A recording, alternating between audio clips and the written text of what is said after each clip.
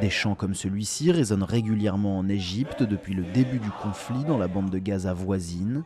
Ce jour-là, on pouvait sentir l'émotion qui a frappé le peuple égyptien. Car malgré l'interdiction des manifestations en vigueur depuis 10 ans dans le pays, la rue égyptienne essaye comme elle peut d'exprimer son soutien aux frères palestiniens. Vendredi, au sortir de la prière de la prestigieuse mosquée Al-Azhar, un grand groupe de fidèles a entamé une marche pour Gaza.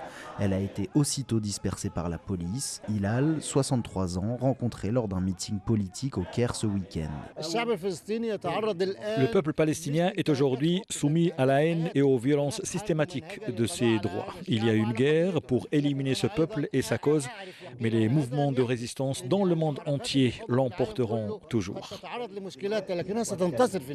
Si le président Al-Sisi dénonce fermement les bombardements israéliens et réaffirme chaque jour son soutien aux Gazaouis, sa ligne est très claire. Il l'a rappelé lors d'un discours jeudi devant les forces armées.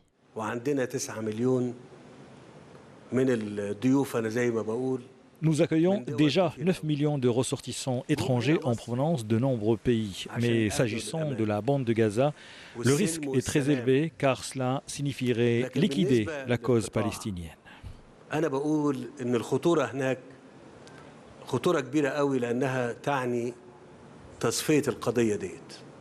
La sécurité nationale est la priorité numéro 1 du régime. La crainte est forte de voir des camps s'installer durablement dans le Sinaï, comme ce fut le cas dans l'histoire au Liban, en Jordanie ou en Syrie.